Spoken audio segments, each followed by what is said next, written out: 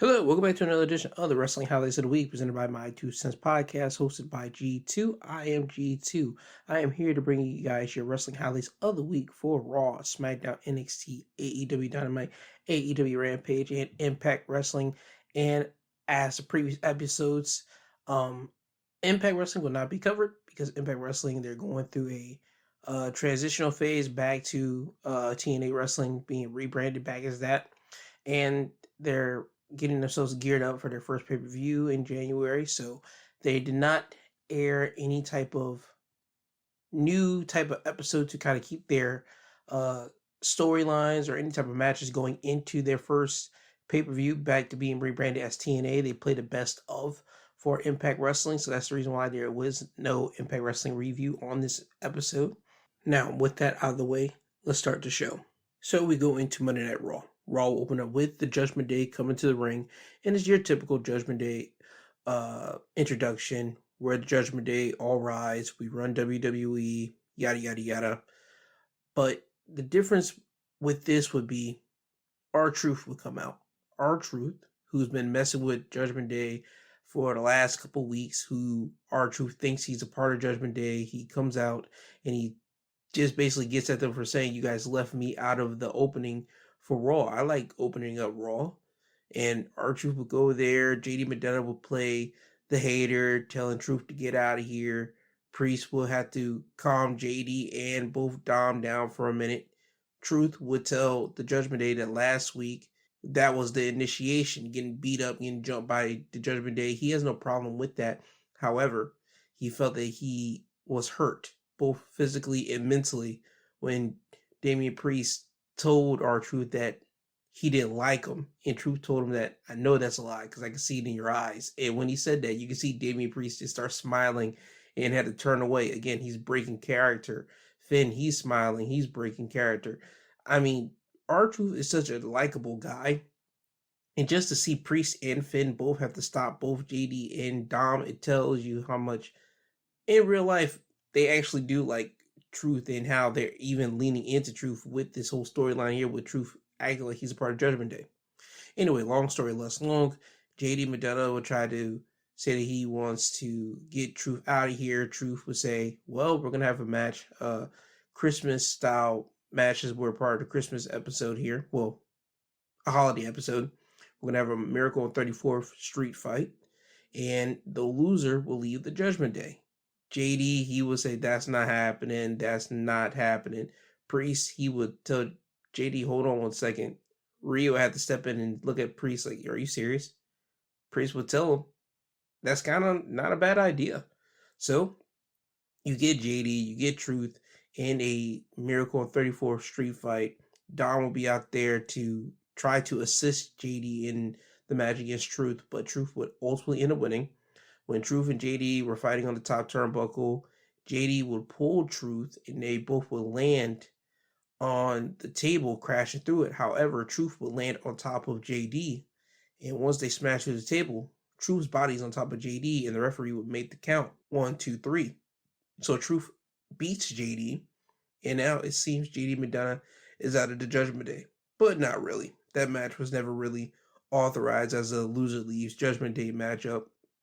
So JD is still part of Judgment Day, because you would get a backstage segment way later in the night where you see all of Judgment Day busting on JD except for Rhea.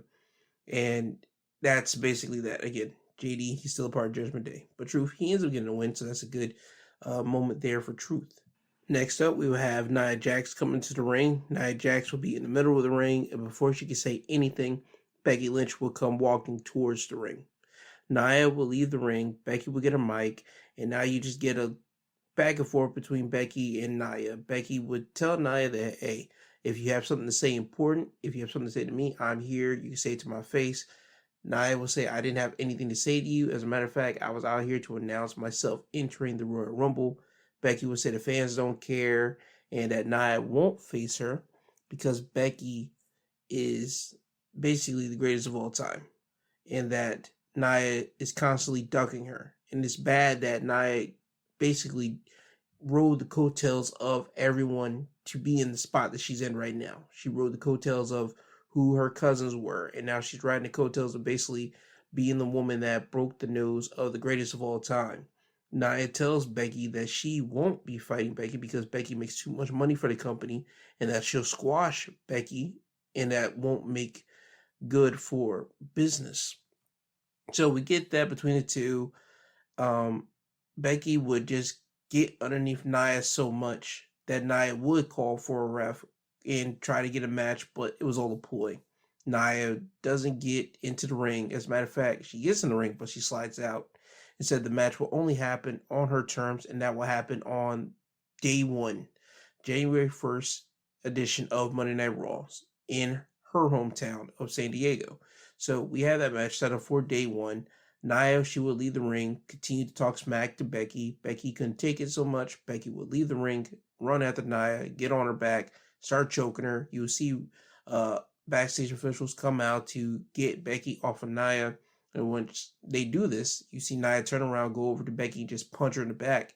And Becky would drop. And that's the end of the segment. Again, we're trying to prove that Nia is an unstoppable force. She's bigger, she's tougher than Becky, and Becky has to pull off a miracle. That's why I think we're leading into the match at day one with Becky and Nia Jax, but again, only time will tell with that. So that's what we have there.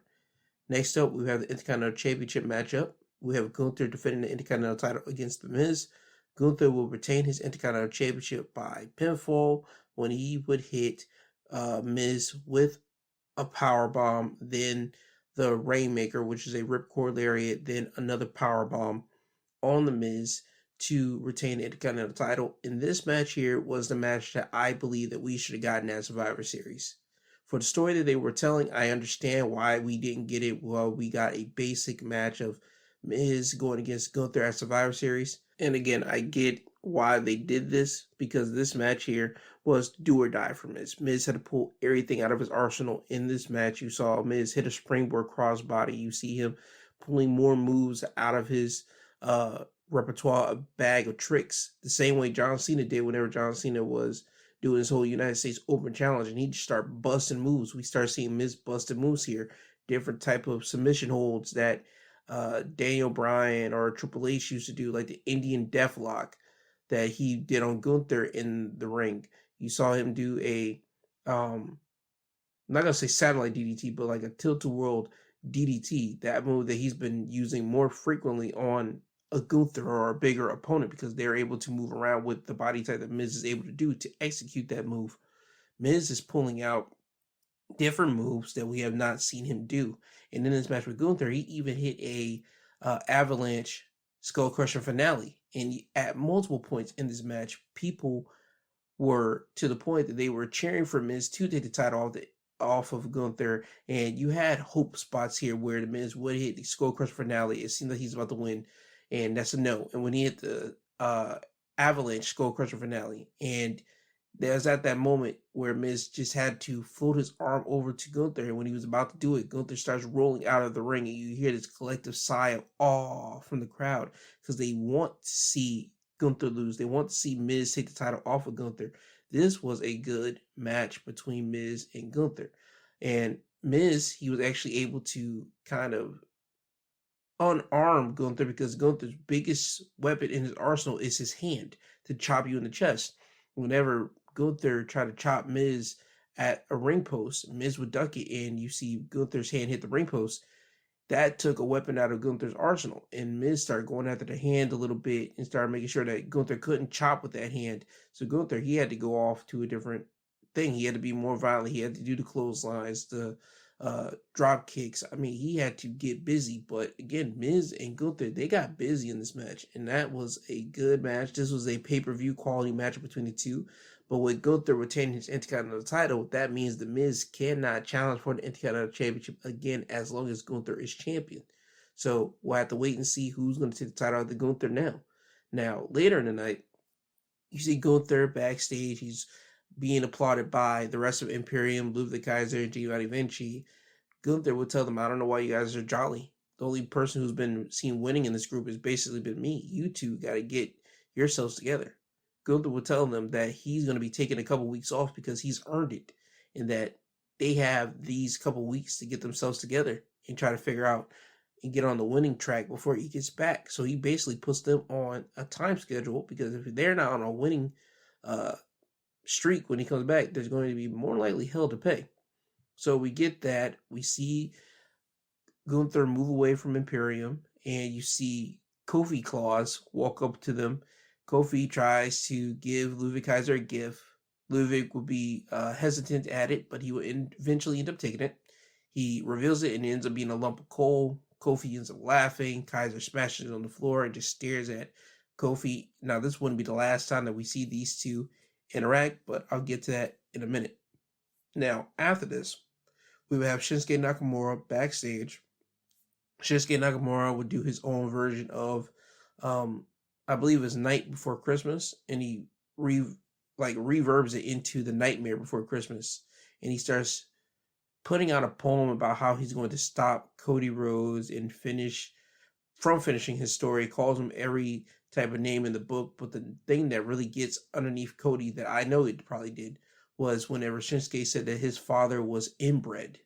So once Nakamura is done reading off the American Nightmare Before Christmas, you see Cody blindside Nakamura, and you start seeing them brawling from the backstage area into the arena. Cody would try to get at Nakamura as much as he can, and as he's beating up on Nak, you see security get Cody off of Nakamura, as Nakamura's now climbing over the crowd barricade to be around the ring. Cody would move security off of him to get at Nakamura, and he ends up doing this. He ends up getting Nakamura on top of the commentary table, about to hit the crossroad, but a security guard will pull Nakamura off of Cody. Nakamura would roll into the ring, and you see this moment of Cody just standing on top of the commentary table, and Nakamura's in the ring, and you just see Cody and Nakamura just staring at one another, and he would just slide out of the ring and walk to the back. So this issue between Cody and Nakamura is not over. Again, I think they're going to constantly build this up until the Royal Rumble, and then we're probably going to get those two in the Rumble with one another, and Cody's more than likely probably going to eliminate Nakamura. But if it's the other way around, with Nakamura eliminating Cody, that'd be crazy. But again, we'll have to wait and see if this rivalry will make it all the way to the Rumble.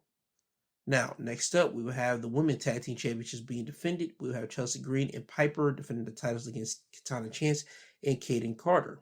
We will have new WWE Women's Tag Team Champions when Katana Chance and Kaden would hit the after party, which is the neckbreaker 450 splash combo, onto Chelsea Green to become your new WWE Women's Tag Team Champions. Katana and Kaden winning the WWE Tag Team titles. I believe this is the first time a actual tag team from NXT has actually won the WWE Tag Team titles and the NXT Tag Team titles. I believe they're the first. I'm not counting Ronda Rousey and Shayna Baszler because they were a main event personnel. I can't count Dakota Kai and what was homegirl's name? Raquel Rodriguez, because they were not a team when they won the tag team titles up on the main roster, the WWE tag titles. Dakota won it with Io, while Raquel won it with Aaliyah. I don't believe there's any other team that was actually a team from NXT that won the NXT Women's Tag Team titles to go up to the main roster and win the WWE Women's Tag Team titles. I don't know any other at the moment. So Kaden and Katana, they're the first. It's kind of what's supposed to happen, because they've been teaming so much in NXT. They were the underdog tag team in NXT, and once they finally got their shot and they held those tag titles and they lost them this year, and then they ultimately just had to go up to the main roster, and then they were just, again, another tag team on the main roster where the women's division, they're trying to figure out what they're doing with the tag titles. And for them now to win them and hold them, hopefully they get to show them off and get to be that tag team, be those tag team champions that those WWE tag team, women tag team championships truly need. They need to be on television. They need to be in high, exciting style matches the way that Kaden and Katana can give. So I'm glad for them. But also I want to give congratulations to Chelsea and Piper, because Chelsea and Piper, they were great tag team champions. They were defending tag team champions, but also the character work. I believe that Chelsea brought out more out of Piper with her just basically being Chelsea's bodyguard, and you see the costumes that Piper would have to wear behind Chelsea, and again, being the bodyguard for someone that's so prissy, someone that's so high pitched voice up and wants to be basically a complainer, it was great. Hopefully, they'll do more with Chelsea and Piper down the line. But again, congratulations to Katana and Kaden Carter for being the WWE Women's Tag Team Champions. Now, next up, we will have Akira Tozawa going against Ivar. Ivar will win the match by hitting an Avalanche World Strongest Slam on Tozawa. Nothing more needs to be said here. I mean, Akira Tozawa, he had a good showing with Ivar. He was able to fight back. We all knew Ivar was going to win, but Akira Tozawa, he was able to do his thing, but Ivar, he ends up winning. Next up, we will have Seth Rollins coming down to the ring.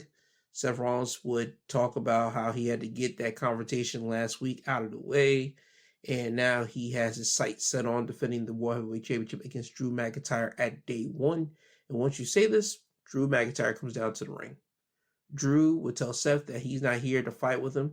As a matter of fact, he tells Seth that he's proud of him for refusing to turn a blind eye or kiss butt when it comes to CM Punk. He told CM Punk the truth, and that makes Seth a real leader, and he just wants to, again, congratulate him. He tells, Drew starts going into him self-reflecting, how he's been talking about family and how he got to visit family, and he's starting to think, has his sacrifice been worth it for missing all the family time that he's been missing? And he gets to strike a nerve with Seth because he starts making the comparison of how Seth doesn't know how this feels, but his wife Becky does, because Becky's in the same boat as Drew. They had to move away from their family, go to a different country, and to pursue their dreams. And now that they're here, they have those difficult conversations about, was the sacrifice worthy? Was it worth it to be away from their families? And long story less long, Drew harkens to that he needs to win that world championship from Seth Rollins. He doesn't want it. He needs it to validate him missing that time away from his family, to validate that it was all worth it. So once Drew gets done saying this, Rollins looks into Drew and starts telling him, man, you haven't learned anything. I don't know if I can take you seriously because of Drew's basically actions haven't matched the words that he's been saying. Drew's all about family, respect, but what he's been doing these past couple weeks, he's been complaining and moaning all about his shortcomings and basically just not pointing the fingers at himself, but constantly pointing the fingers at others for why he can't get the job done. He wants Drew to understand that he could be champion, but he just got to focus on himself and constantly focus on himself instead of pointing the fingers. Rollins will look Drew and tell him, last week I told him, man, that I hated him. And that's the truth. But he looks into Drew and tells him, I don't hate you. I pity you. And Rollins would straight up tell Drew, listen, I'll see you in the next couple of weeks at day one. And he just drops the mic. And that kind of sets Drew off. Drew would turn Seth around, start beating up on Seth, tell him that he doesn't need his freaking pity. Seth would fight back. He would get Drew out of the ring, even hit a suicide dive. But then once they're outside of the ring, Drew, he's too big. He throws Seth into the LED barricade, beat up on him a little bit. They hit him with a inside-out Alabama slam on the steel steps. And that's how this segment would end. So again, Drew McIntyre, he has respect for Seth. You could tell it. But he wants that World Heavyweight Championship to prove that he making these sacrifices was worth it. And Seth, he just wants to continue being world champion. He wants Drew to take responsibility. So again, we're going to have to wait and see what happens at day one. And again, I feel that that World Heavyweight Championship matchup is going to be great. Now, next up, we have Kofi Claus come out. Kofi's out here handing out presents to the crowd once again. And this time he was attacked by Imperium. Imperium didn't let go of what Kofi did to them earlier. And as they're beating up on Kofi, walks out main event Jey Uso to make the save. Jey Uso starts beating up on Imperium. He points at Kaiser and tells him that he wants a match with him. So we get that matchup. Jey Uso going against Kaiser. Jey Uso would win the match by pinfall when he would hit a spear and then go up and hit the Uso splash on Ludwig Kaiser for the win. Now, Giovanni Vinci, he would interfere in this matchup, but Kofi would come out and hit Vinci with a Trouble in Paradise to take him out, and that will lead to Jay doing what he had to do to beat Ludwig Kaiser. So Jay Uso, he wins. That's great. People are saying that Jay Uso might be the next guy up to go against Gunther to take the Intercontinental title off of Gunther. I mean, I can see Jay fighting Gunther, but I see him winning the Intercontinental title off of him now. No, not yet. I don't see him being the guy. I think they're still trying to wait for Chad Gable, because Chad Gable made the promise to his daughter that he'll be the guy to take it off of Gunther. So I think they're going to try to reheat that up probably around February-ish or even January. We can even have Chad Gable be the guy to throw Gunther out of the Royal Rumble. Again, there's a lot of ways we can go about it. But do I think Jay's going to be the guy? No. Do I think Jay might have a match with Gunther down the line? Yes. But he's not going to be the guy. Now, off to the main event. The Creed brothers going against the Judgment Day for the WWE Undisputed Tag Team Championships. The Judgment Day, they would retain their tag team titles by pinfall when Damian Priest would hit Julius Creed with a South of Heaven chokeslam to win the match to retain their tag team titles. The Creed brothers, they showed out in this main event. They did what they did. If you watch them from their time in NXT, you know what they would do. You know how powerful Brutus is. You know how powerful Julius is. You know how agile Julius is. You know how speedful Brutus is. I mean, as I've been praising the name the Creed brothers, they are literally a hybrid tag team. They can do absolutely everything. They are the new edition version of the Steiners, and that's not trying to be bad. That's all good. I think everybody would know if they watch wrestling or from a long time. They studied it. The Steiner brothers were a great tag team. You have the new version of them here with the Creed brothers. In WWE, they're doing good. They're letting you see them from being a team that got pulled up from NXT, having a match with Alpha Academy, which was to them beating the gauntlet and running it, to them now facing for the tag titles against a team like Priest and Finn, who are a good tag team. And they had a great match, and Priest and Finn, they allowed the Creed brothers to show out. I mean, Finn and Priest both ate Brutus balls to prove how close the Creed brothers were to winning the tag team titles. But again, it's just not their time yet. Do I think they could have won it there? Yeah. But that'll just be a fast track team, and they'll be like, okay, well, they won the tag team titles. What's left for them to do? No, they got to be on the grind. They got to be climbing up that mountain. So again, I'm happy that the Creed brothers didn't win, so that allows them to continue to go up. But the Judgment Day, they win the tag team matchup, and they are still your WWE Undisputed Tag Team Champions. And that is your Raw Wrestling highlights of the week. Now, we will go over to NXT. NXT will open up with Fallon Henley going against Tiffany Stratton. Fallon would win the match by pinfall when you see Fallon and Tiffany both trade off pinning maneuvers, but Fallon would get Tiffany with a roll-up to win the matchup. After the match, Tiffany would attack Fallon from behind. God, tongue-tied here. And you see Tiffany get the better of Fallon outside the ring, constantly beat her up, taking her to the back. And now that Fallon's on the ground, you see Tiffany grab a mop, start putting the mop on Fallon, and you see Fallon just start yelling and like, ugh. And you see Tiffany grab a trash can, throwing trash onto Fallon, calling her a loser, saying that she's below her, calling her trash. So this is where all this whole rivalry between Fallon and Tiffany is like brooded in. Tiffany feels that she's better than Fallon. Fallon feels that Tiffany feels that she's better. So that's where this whole thing is leading up to, with them probably having a lights out hardcore style matchup between the two ladies. Again, Tiffany, she's done a lot of those matches, and I think she's good at those. Fallon, I think she's going to prevail in that matchup when it happens, because Fallon's the good person here against a bad, evil person like Tiffany.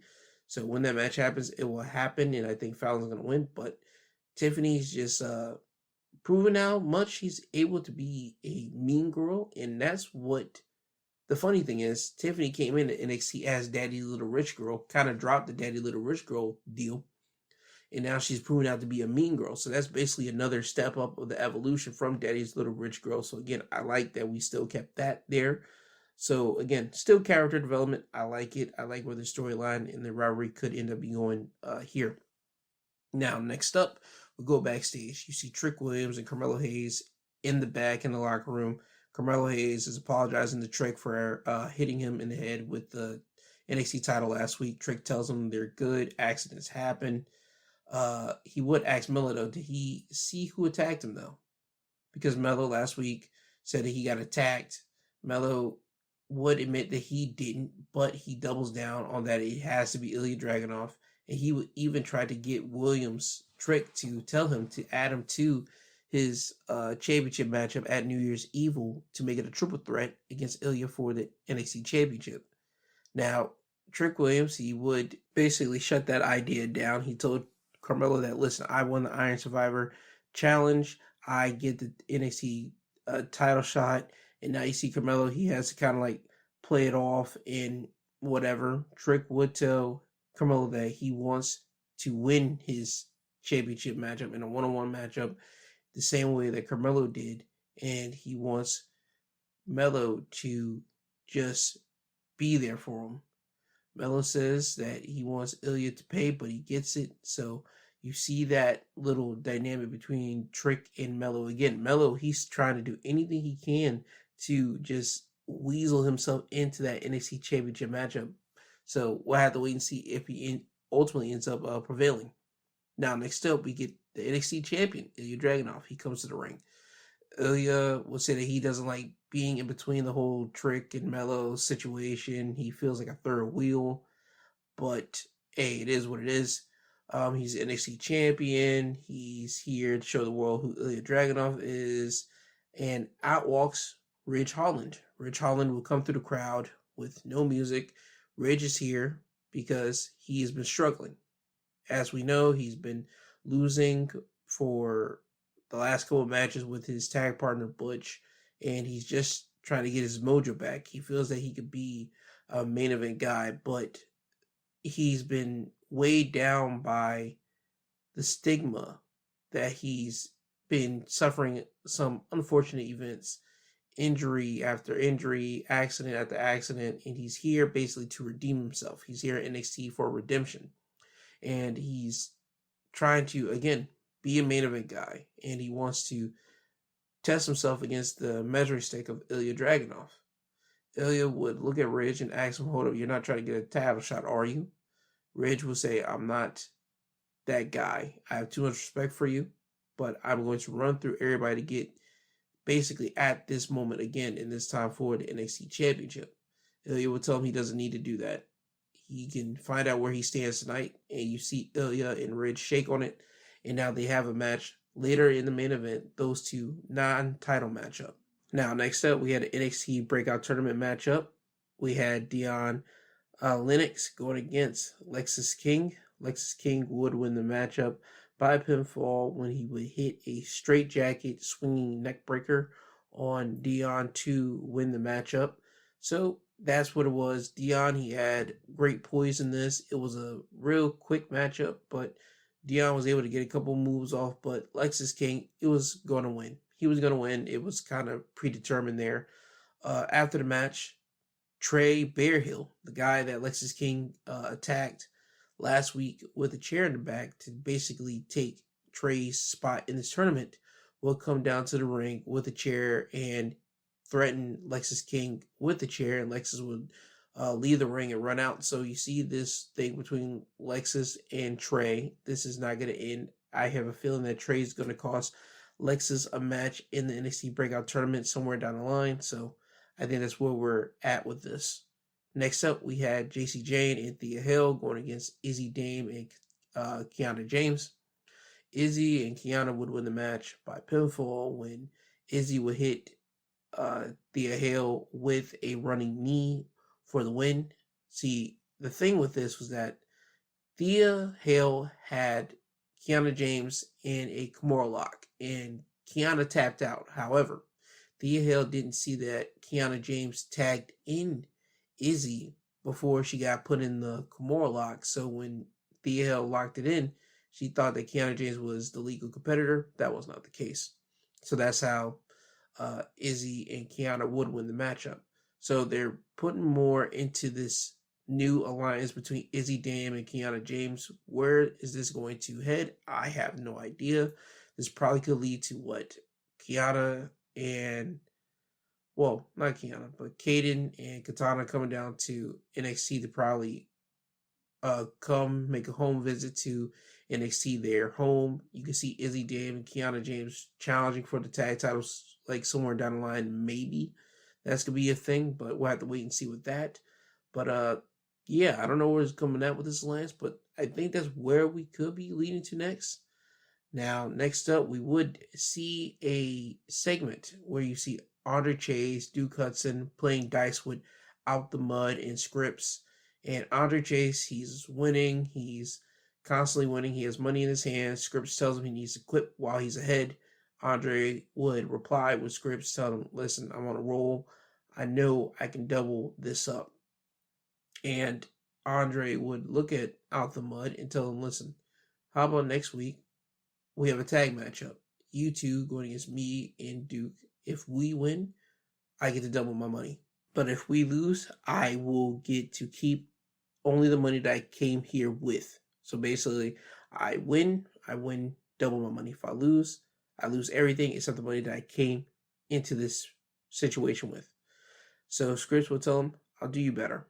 If we win, I want to have a tag team title match.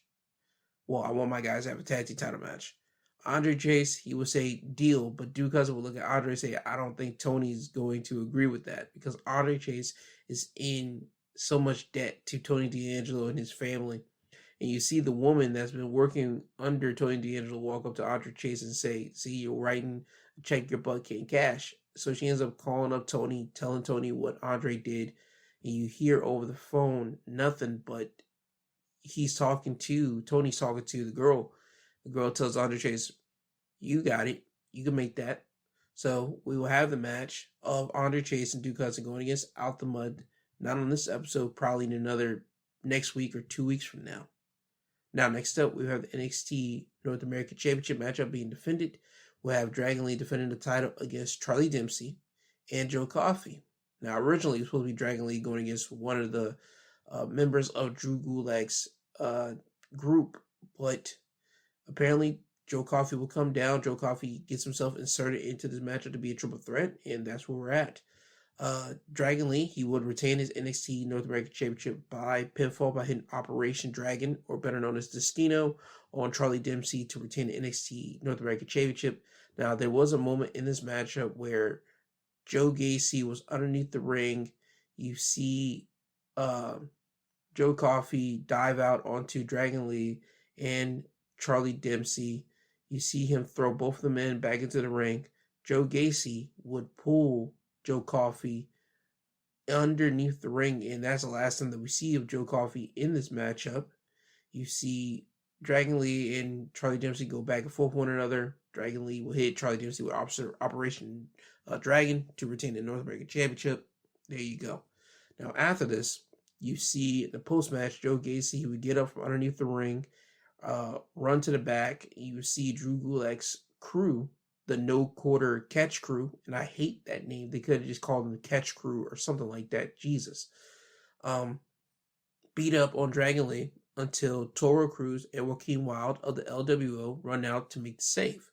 So now we have the LWO on NXT. And again, I like the main roster guys coming down to NXT. Yeah, I like to see NXT guys go to the main roster. I like this fusion that we have here. I like this. And again, I will constantly harp on this. If only we could have got this in black and gold era NXT, I guarantee you NXT, WWE, the whole shebang would have been a better product around that time. God, the wasted opportunity. But I'm glad we're getting it here. We get that. I'm glad we got the LWO making the save for Dragon Lee. And it seems that Dragon Lee might be a part of LWO next. That's where I think this whole thing is leading up to. Now, next up, we have another NXT Breakout Tournament matchup. We have Luca Crucifino going against Tavion Heights. Tavion Heights would win the match when he would hit a spinning belly-to-belly suplex onto Crucifino to win the matchup. Nothing more needs to be said here. So Tavion Heights would advance in the men's breakout tournament. Now, next up, we would have Nikita Lyons going against Tatum Paxley. Nikita Lyons would win the match by pinfall, but hitting a spinning kick, then hitting her with a split-legged split-legged drop onto Tatum to win the matchup. It is what it is. Nikita Lyons did this because Tatum attacked Nikita last week, and it still hasn't been understood why Tatum is trying to really cozy up to Lyra Valkyria. So that's the reason why we got this matchup here. Hopefully we get something later down the line, but we have to wait and see. Next up, we have a tag matchup of Gallus, Mark Coffey, and Wolfgang going against Hank Walker and Tank Ledger. Gallus would win the match by pinfall when you see Mark Coffey hit, I believe it's Hank Walker with a running Insecurity to win the matchup here. It is what it is. It was a tag matchup here. I like Gallus. I like Hank and Tank. It was cool, but next up, we will have the main event. We will have Ilya Dragunov going against Ridge Holland. This match would end in a no contest. And it ends in a no contest when Bridge would hit Ilya with a brainbuster, and it looks that Ilya is looks like he's having a seizure in the ring. His body is in one movement. His hands are in an angle, and his body just constantly kind of twitching a little bit. The referee will have to run over to Ilya, see if he's all good. You see the medics and people run into the ring. They will get Ilya on a stretcher. Ridge is over there in the corner, have his hands on his head. And again, we are at this moment where we're playing into real life with Ridge constantly hurting people. Ridge hurt Big E. Ridge hurt what's my man from Pretty Deadly? I believe it's Elton Prince. But all those were by accident. And now we're adding those real life situations to the storyline here. When he said that he had injury after injury, accident after accident, we're playing into this now, and now we're going to add Ilya up to this. So now with Ilya being stretchered out, we got to see where this story leads into. Will Trick be able to get his NXT Championship matchup against Ilya at New Year's Evil? Where does this leave Trick? Where does this leave Ilya? We'll have to wait and see all what will happen at New Year's Evil, or even next week. We'll have to wait and see what goes down. But NXT would end with Ilya being stretched out. And again, this is where we really have to question some things. Should they try to use this storyline? Should they try to use this storyline with someone that actually did hurt people by accident, with someone like a Ridge? People might say, well, they're doing that with Nia, but Nia's doing a program with someone that she broke her nose with, and that was by accident. But that breaking of the nose actually made that person more popular and more famous. Ridge isn't doing a program with someone that he injured, and he made them more popular and popping after that injury. That didn't happen here. Ridge is here trying to make a redemption story, and now he ended up hurting someone again. So I'm not certain what type of story we're trying to do here. Again, this is where the times, one of those real rare instances where you got to really weigh your options out in what you're doing. And again, I'm pretty sure WWE is going to figure out how they're going to turn this storyline into, not cringe, into something that's profitable, but we'll have to wait and see what happens. So I'm going to give them the benefit of the doubt. But anywho, that was your WWE NXT Wrestling Highlights of the Week. Now we move over to AEW Dynamite. This is their Holiday Bash special. And on this episode of AEW Dynamite, we would find out basically the conclusions for the Continental Classic on the Gold League to see who will be making it into the finals of the Gold League, who will be the A1 and A2 of the Gold League. However, there will be a twist to that, and I'll mention that towards the end. However, when we first start the show, we have Roosh versus Swerve Strickland. Strickland's at 9 points, Roosh at 6 points. If Strickland wins, he will be tying with Jon Moxley at 12 points. If Roosh wins, he'll be at 9 points, killing Swerve's advantage for that. Swerve would pull out the win by hitting a swerve stomp onto Roosh to get those extra 3 points to get 12 tying with Moxley. This was a good back and forth match with Swerve and Roosh, and everybody in this match, again, just like Moxley last week, it was a good 70-30. People were cheering for Swerve, and certain people were cheering for Moxley, but more it was for Swerve. Swerve and Roosh, they had a good match with one another. They have history with one another. They even played it up on Twitter with each other. But Strickland and Roosh just went out there and just had a great opening match to start the show. This, I feel, could be a thing if they want to continue that. Roosh, he showed his tail in the Continental Classic. Again, people were feeling Roosh, but just whenever he went against those bigger names that are bigger than him, as in the Jay Whites, the Moxley, and Swerve, it just, the people were more onto the opposition side.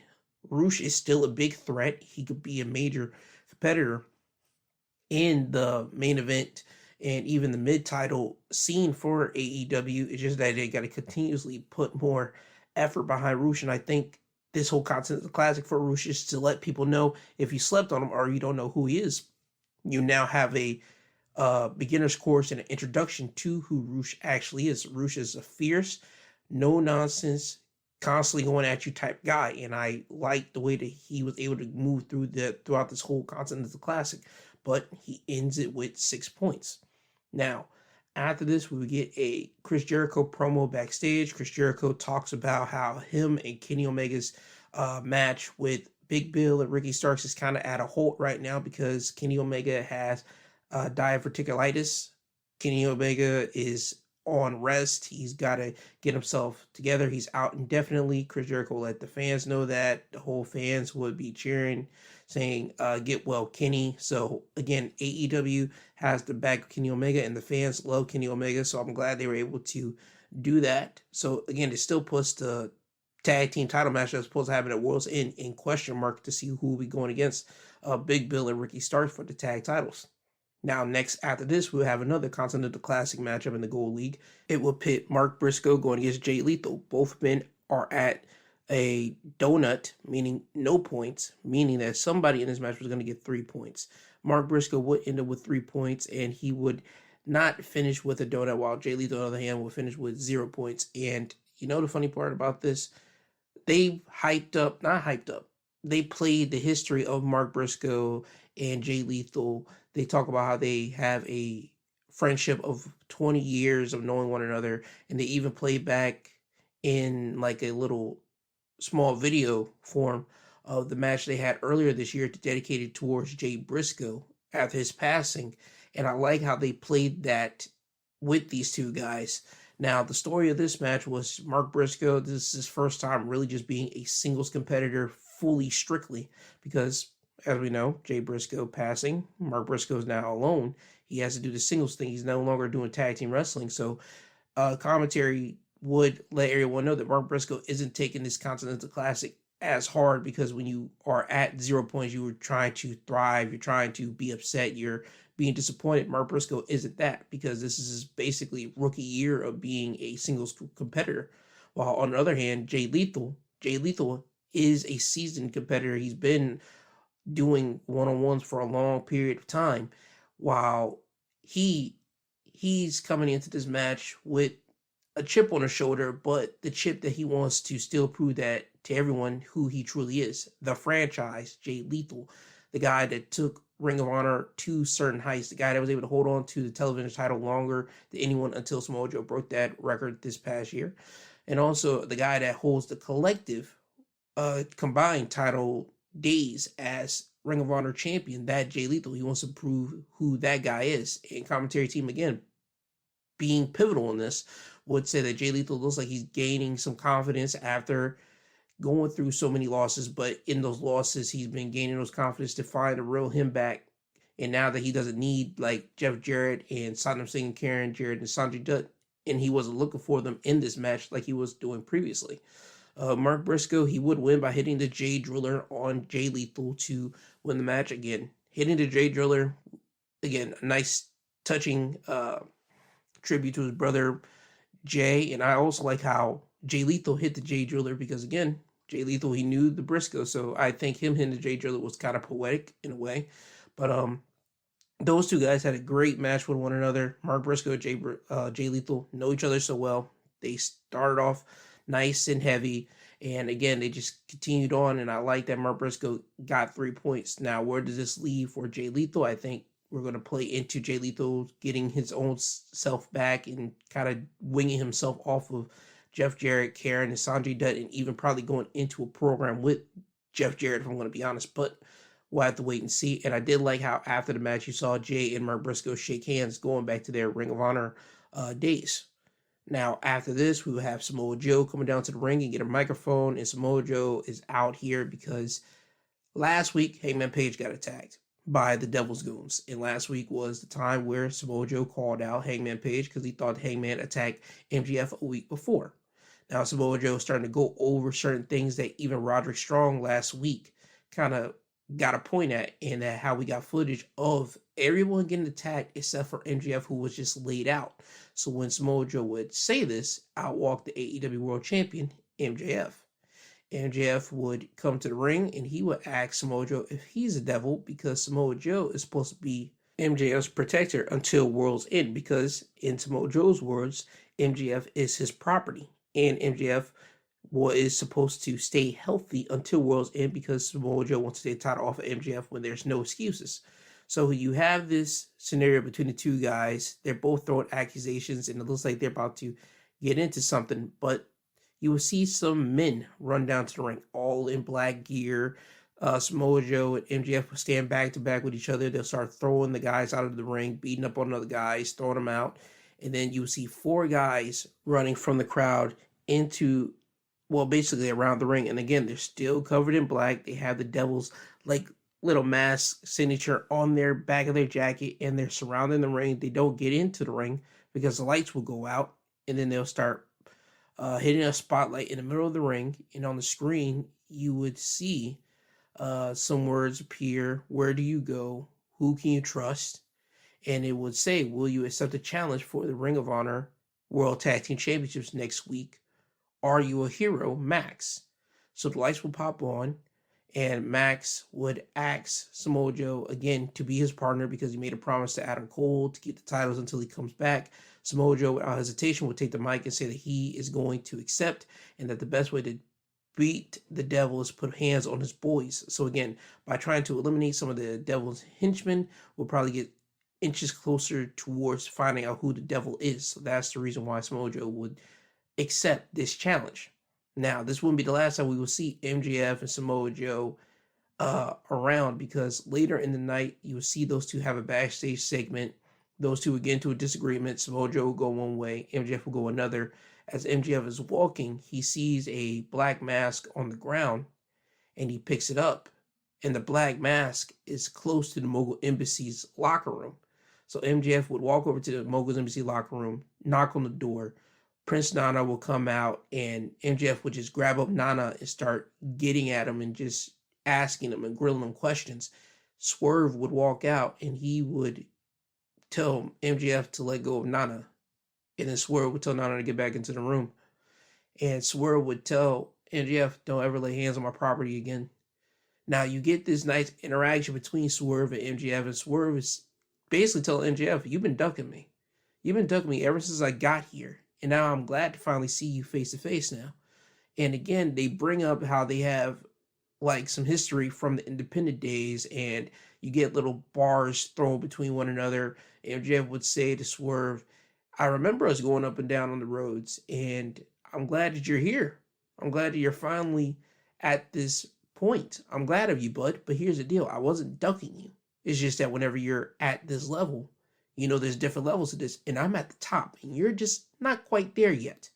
So Swerve, he would take that jab, and he'd be like, okay, well, I remember those conversations that we had on the road, right? Yeah, I remember those. You would be my chauffeur. Man, I got a nice sleep on those drives, man.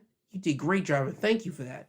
And then you get Swerve reminding MJF of his basically of a failure for not getting signed to WWE. While him, on the other hand, he got signed. He would bring up MJF having a tryout but failing to get one while he got a tryout, signed, and he basically just throws out, you do tryouts, I sign contracts. So again, you get this nice little dynamic between the two. And you see that AEW's putting some eggs into the basket with Swerve. And this is what everybody's been clamoring for since Swerve beat Hangman, and Swerve's getting this like light shined on him so well. Nicely done, by the way. And MJF would look like he's about to get close with Swerve, but Swerve would just back up a little bit and his door will open up and you see the rest of the Mogul Embassy. You see Brian Cage, you see the Gates of Agony standing there with Nana, and Samoa Joe would have to walk up and grab Max and say, me and my partner, we got somewhere to be. And then Swerve would say, go ahead, get along then. So you see MJF walk away. Samoa Joe, he doesn't break eye contact with Swerve, and he just walks away himself. So again, I think we're going to get Swerve start grabbing into that main event picture here. And then after they leave, you see Nana walk over to Swerve and he tells him, I forgot to tell you something, boss.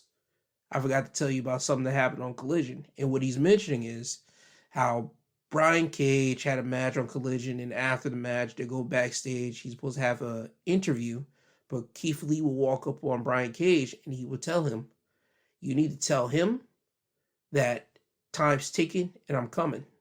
And Keith Lee is referring to Swerve. So I think Nana was breaking that information to Swerve that Keith Lee is coming after him. And I'm glad that they're picking up on that Swerve and Keith Lee business that they dropped earlier this year. Again, it could have be because of health complications that Keith Lee was dealing with earlier this year. It could not be, but I'm glad they're actually reigniting that feud and, again, putting a bright light on both Swerve and Keith Lee. I'm glad about that. Now, moving on for that, we will go over to Riho going against Saraya for the number one contenders for the AEW Women's Championship. You'll have Toni Storm, who is the champion, on commentary for this matchup. Riho, she will win the match by pinfall by hitting a running Meteora onto Saraya to become the number one contender. Solid match between both of the ladies. This is the first time I've seen Saraya had a match in some time. And I'm glad that she's at least doing something. After the match, you see Toni Storm get in the ring and have a little monocle and just stare up at Riho, but then Riho would hit Toni with a forearm, get her with a drop Toho, and then hit the 619 on her. Toni would roll out of the ring, and you see Luther grab Toni, and then Mariah May, who is Toni's quote-unquote understudy, quote-unquote / fan, run into the ring, grab the Women's Championship, hit Riho with it, and lay her out. Toni Storm, she's still not technically associated with Mariah May, but you can see somewhere down the line that they're going to really have Toni accept her. So I like how we're going with this. I hope that they continue with this, and I like that Toni is still continuing this timeless Toni Storm character, this whole moniker, because the fans are loving it. But yeah, Riho will be going against Toni Storm for the AEW Women's Championship at World's End. Now, after this, we would have Commander going against Roderick Strong. Roderick Strong would win the match by hitting End of Heartache to win the match. Solid match between Commander and Roderick Strong. Nothing more needs to be said about that. After the match, Roderick Strong would say that MJF is the devil. It's time for people to wake up and believe him. So again, we're getting more into AO. Roddy is still trying to let people know Max is the devil. Believe him. You guys got to trust him. But again, we're still on that bandwagon. We'll see what happens with that. Then we move over to the main event. Switchblade Jay White going against Jon Moxley for their final matches in the Continental Classic Gold League side. Jay White, he stands at 9. Moxley, he stands at 12. And Moxley wins. He just blows out everybody in the Continental Classic for the gold side, beating everyone. He'll end with 15 points. But if Switchblade wins, he gets a tie-up, and it'll be a three-way tie between Moxley and Swerve with 12 points. And that is what actually happens.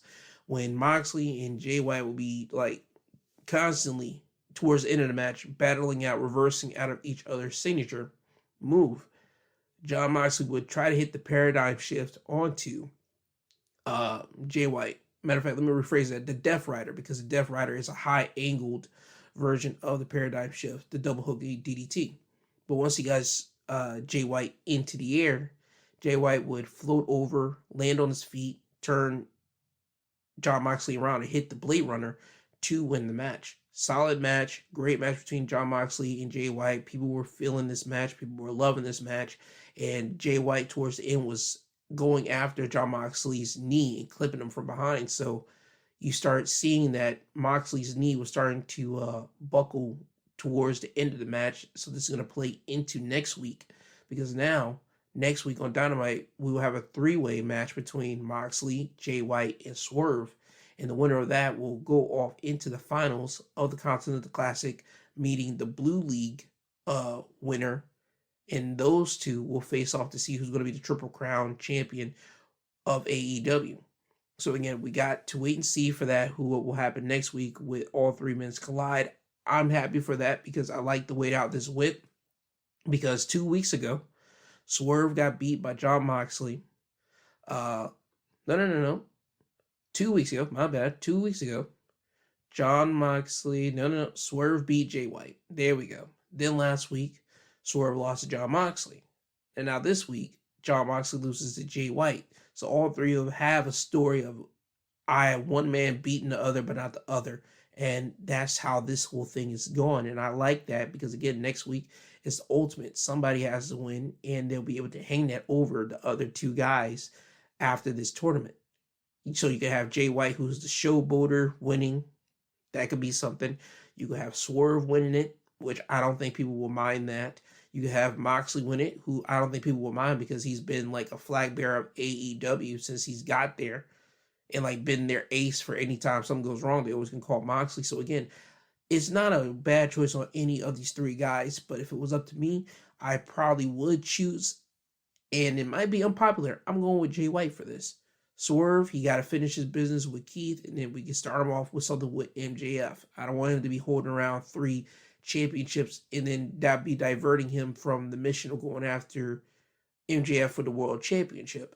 Jon Moxley, I mean, it'll be straight, it'll be great, but I think that with Jay White, who has a history with New Japan, because the New Japan Strong Championships on the line, I think him having ties with that championship, him having ties with that promotion, and him possibly able to go back to that promotion if he does win this whole thing is something that they could play with, and that also strengthen the bond between AEW and New Japan. I think that would be great. But again, I think it's probably Jay White, but we'll have to wait and see for that.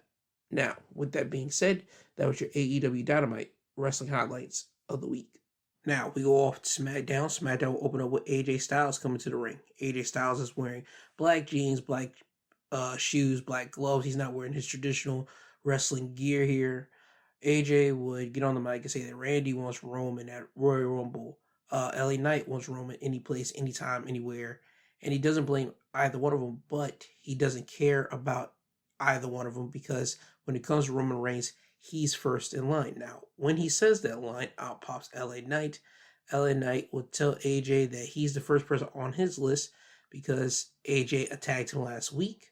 So you got this little beef between these two. Styles would say, have you forgotten that you stepped over my body to end up tagging with John Cena that propelled you into getting a match with Roman Reigns? And he's talking about when AJ Styles got took out. It was supposed to be AJ and John going against the Bloodline. But once the Bloodline took out AJ, LA Knight stepped up. So he's recalling that moment. Now you have this friction between LA Knight and AJ Styles in the ring. Out walks Randy Orton. He says everyone has their own personal issues with the Bloodline, but they are the guys that put him on the shelf for 18 months. So he wants to get at them way better than LA Knight and AJ Styles. So you got all these 3 guys just out here wanting to get at the Bloodline, and you know where this is all headed to.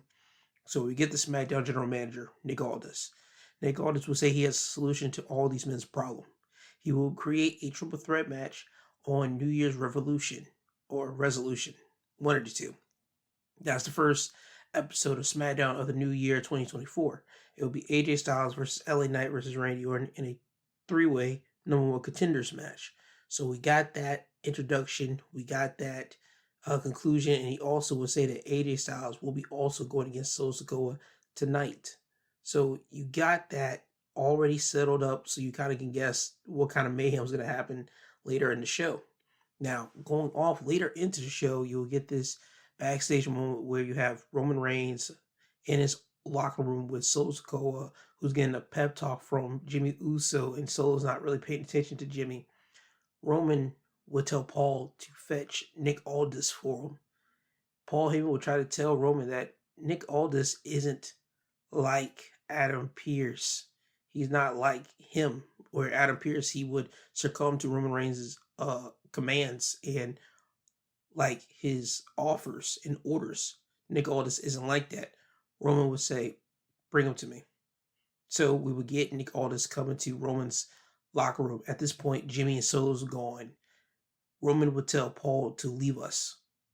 Paul will leave. Now you get this little back and forth between Roman and Nick Aldis. And Nick Aldis, he isn't showing any signs of nervousness. He's showing all like stance of poise and confidence when he goes against Roman in this War of Words. And Roman is basically telling Nick how things work around here. How you have to bypass things by me. You have to get the orders from me. Nick Aldis will tell him, I'm the general manager of SmackDown. The buck stops with me. I don't have to answer your orders at all. As a matter of fact, you have to answer orders from me. So you get Nick Aldis putting Roman in his place right here, and he tells him, I hope we have more chats like this going down the line. And he will leave. And you see Roman just sitting there with little fumes, because this is the first person that's actually challenging Roman Reigns' authority, who is an authoritative figure. So you know we're going to get more Nick Aldis, Roman Reigns business before Nick Aldis' time as a general manager might be up. Now, moving off of that, we get to the first match of the night. We have Bianca Belair, Mia Yim, Shotzi, and Zelina Vega going against Damage Control in a Holiday Havoc matchup, which is basically no holds barred in its Christmas theme. You got the kendo sticks wrapped up in candy cane pattern. You have the Christmas trees like around the ring, all that type of good stuff. Team Bianca would win the match thanks to Michin putting Io Sky through a table by hitting a senton off the top rope, smashing Io through the table. Now, in this match, you would have the returning of Alba Fire and Isla Dawn, who would attack Asuka and Kairi Sane. Because Asuka and Kairi Sane, they already have their eyes locked on to the WWE Women's Tag Team Championship, and that's the titles that Isla Dawn and Alba Fire lost to Ronda Rousey and Shayna Baszler earlier this year, and they never really got their rematch for those. So I can see if anybody's going to be challenging for those tag titles, they have to go through Isla Dawn and Alba first. So that's the reason why I think they went after Asuka and Kairi, but we don't really get an explanation from that. We're probably going to wait till New Year's episode of SmackDown to find out what happens. But also, this puts into motion that Mia Yim's probably going to get a championship opportunity at Io Sky, probably at the Royal Rumble, or probably at the first episode of SmackDown of the new year. Again, all these things will probably be carried out probably next week on SmackDown, maybe, but we'll all wait and see. Now, after this, the next match that will happen is Dragon Lee going against Butch for the NXT North American Championship. Dragon Lee, he would win the match by pinfall by hitting Operation Dragon, which is, again, the Destino, for people that are not familiar to the name Operation Dragon, onto Butch to retain his NXT North American Championship. Solid match between both of these guys. This is a NXT level matchup here that they put on the main roster. As a matter of fact, this is an NXT like takeover style matchup that they put on the main roster. Everybody enjoyed it from my understanding. I saw the match. It was good. It was what you would want in someone that's trying to bring credibility to himself holding the championship the way that Dragon Lee's doing it. And I'm liking that. And also with Butch, he's kind of by himself because Ridge, as you know, he was on NXT this week. And Butch, he's kind of just trying to find his way. And again, we're still at the point of where is Sheamus? I have no idea where Sheamus is. Is he injured? Is he just sitting out for a little bit? We have no idea what is going on. But hopefully we get some type of answer of what's going down with Sheamus. Hopefully. After this, we go to Carmelo Hayes going against Kevin Owens in the semifinals of the WWE United States Championship #1 Contenders Tournament. You will have Kevin Owens beating Carmelo Hayes with a stunner to go into the finals. Kevin Owens, Carmelo Hayes had a good match, with Carmelo Hayes having a good match against Grayson Waller last week, having a good match with Kevin Owens this week. It shows that some people on the main roster are looking at Carmelo Hayes. And even on commentary, they were pumping him up as one of the guys who's going to be a future champion in the WWE, which is the main roster. And again, people are hyped up on Carmelo. Did anybody think Carmelo was going to beat Kevin Owens? I don't think so, because we're going to lead into Kevin Owens going against Logan Paul, because that's where we're getting to this. But Carmelo Hayes, he was able to show out and have a good match with Kevin Owens, and bravo to Carmelo Hayes. Now, next up, we would get another semifinals matchup of the United States number one contender tournament. We have Bobby Lashley going against Santos Escobar. Bobby Lashley will be out here with the Street Profits by his side. However, Santos Escobar would win the match by pinfall thanks to a interruption from two masked men. When Bobby Lashley was dominating Santos, and it looks like Bobby is about to hit a move, you would see two masked men jump the barricade and start beating up on the Street Profits. Now, with this distraction, Bobby Lashley would look at the Street Profits. Santos would roll up Bobby Lashley with a schoolboy and hold him to the tights to win the match and advance into the finals. And after the match, you see that the two masked men stayed beside Santos would unmask himself, and they're Humberto Carrillo and Angel Garza. So you got this new faction, and it's great. Santos, Humberto, and Angel, they all come from lineage or a legacy of wrestling families, and just to have this group come together is great, because the LWO, they're not pulling nothing. If the Rey Mysterio is not there, they're not really pulling nothing. So I can see this being a rebuilding stage for Santos. Santos can say, we're the real LWO. We're a group of people that's going to be staying beside one another, and that's really going to be backing one another, unlike the fake LWO, my fake familia. So again, I can see them pulling that type of card when they want to do it. But I'm glad that we got Angel, Santos, and Humberto now as a group now. But the thing that's left a question mark is, what's Bobby Lashley and the Street Profits going to do? Because they've been trying to put Street Profits and Bobby as a group, as a dominant force for SmackDown. And the fans, they're not booing them. The fans love the Profits. The fans love Bobby Lashley. It's just not going to work that way. They're three good guys that's trying to be bad guys. It's just not happening. We could have did it some time ago with the Street Profits, and I think people would have enjoyed seeing a heelish version of the Profits the way that they kind of do now. But I think earlier, if they would have pulled the switch, you would have gotten a crowd booing the Profits the way that you want them to for this. So right now, again, this leaves with a big question mark since Bobby Lashley's out of the tournament. Where does this leave him and the Profits? One will never know. Now, on to the main event, AJ Styles versus Solo Sikoa. AJ would win by disqualification because Roman Reigns, he would come out. Roman Reigns would beat up on AJ Styles, and then you know what's coming up next. Randy Orton, he would come out. So it's 2-on-2 until Jimmy Uso comes out. Jimmy Uso would join his brother and cousin to beat up on AJ and Randy until LA Knight comes out. LA Knight comes out, it's an even playing field, 3-on-3. Three good guys would make the Bloodline retreat out of the ring. And now you get this moment where all three of the good guys, Randy, AJ, and LA Knight, will look at one another. AJ would tell them, I told you guys to not interfere in my match because you guys are going to get hurt. And LA Knight and Randy are both kind of like saying, yo, you were getting your butt kicked. If it wasn't for us, you would have got your butt kicked. AJ, he wouldn't take it anymore, and he just starts hitting LA Knight. LA Knight will start getting at AJ. Randy will try to get in between. Knight will push Randy off of him, and now Randy's into it. Now it's a three-man just brawl, and that's how SmackDown will end. Sometimes wrestling programs need to end with chaos, with a brawl, to bring the fans in and hope for them to want more. And I'm glad that they did that for SmackDown here. Again, the three-way dance between Randy, LA, and AJ, that's going to be a good one. If I had to have a winner, my pick personally, I think we would probably go with we can go with AJ Styles and save Randy for overseas of him going against Roman at Elimination Chamber. I don't think anybody would really be scoffing at that. But if they go with Randy to face Roman at the Royal Rumble, it only leaves you with AJ in Perth. And I think, again, with the international market, you would have to build AJ up back then to make the people really care for AJ the way that they care for Randy. Randy is a staple. Randy is a legend in WWE now. Anywhere he goes, he's going to get a pop.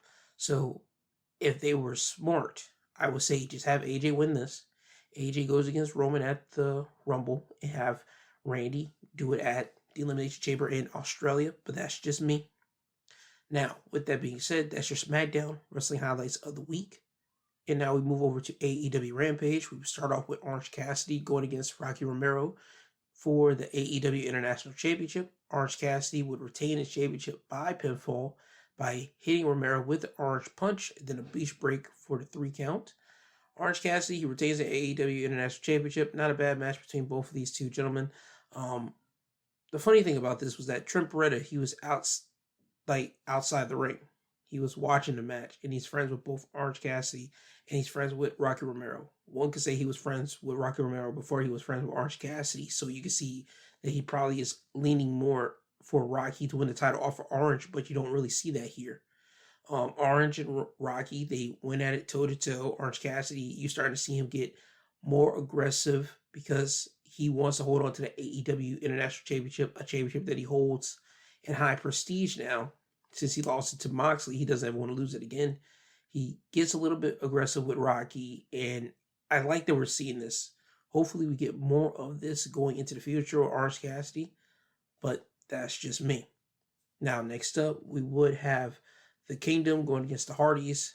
The Kingdom would win the match by pinfall when Matt Taven would hit Matt Hardy with a roll-up to get the win by 3 because Matt Hardy was outside of the ring and he grabs a chair and he wants to hit Mike Bennett with it. You can tell Matt Hardy's starting to get a little bit tired and he's starting to get aggressive more because Matt Hardy has said it on Twitter that he feels that him and his brother could be used more in AEW. And with him now having this match against the Kingdom and him losing here, you can see the frustration coming out of him more. And even with Jeff Hardy. Jeff Hardy even took off his wrestling boot and used it as a weapon to hit Matt Bennett with this. And I don't remember Jeff even taking off a boot to hit anybody with it. So that tells you that the Hardys are at a high frustration level. And I'm pretty sure we're going to get more of this leading into the future. I hope that we get the Private Party coming back with Mark Quinn and Isaiah Cassidy going against the Hardys.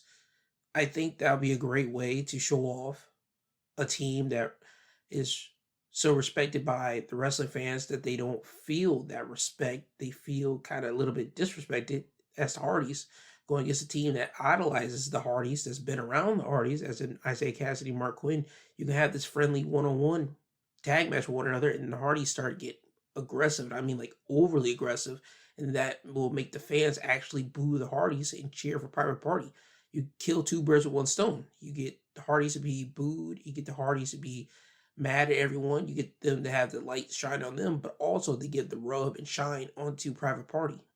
I'm just saying that idea for when Mark Quinn does come back. We have no idea if he is back, if he is ready again, but that's my dream for that to happen. That's just me.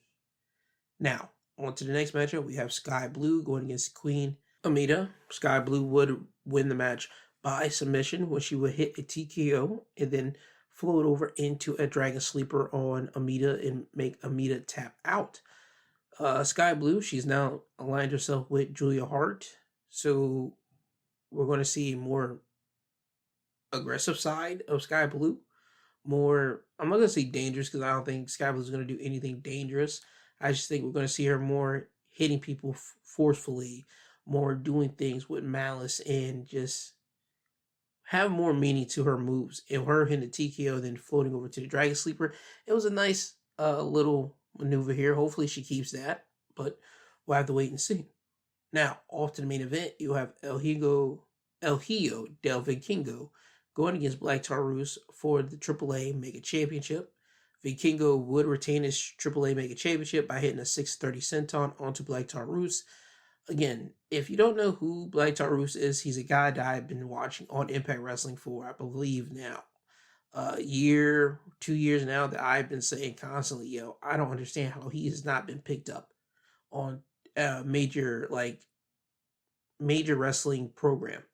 He is too big of a guy. He moves too quick. He is one of those guys that's a big lucha libre that he can be on a WWE and change the game for how people look at people under a mask. Or he can go to AEW and he can stack himself with the Rey Fenix, the Pentagon, the Commander, the Gravities. I mean, he can compete himself with those type of guys and also compete with other individuals, with the Roosh and Dralistico and Andrade, and even with people like Eddie Kingston or Moxley, or now the uprising star himself, Swerve Strickland. I mean, Black Taurus, he is a guy that I'm not understanding how he isn't signed to them. I'm not certain if he's still with Impact Wrestling, because I know Impact has a partnership kind of with AAA, so that's how they're able to get Black Taurus in. But Black Taurus and Vikingo, they did what they had to do. They're good at what they do. They had a match at Final Battle, and I heard that match was good. I gotta watch the Final Battle program to see it, but I saw a little bit of highlights, and again, it was great. So I think they just basically kind of, not say wash or repeat, but they probably did their match here, but probably change a couple steps to add some refreshers into it. And we had a great match again for Vikingo and Black Taurus.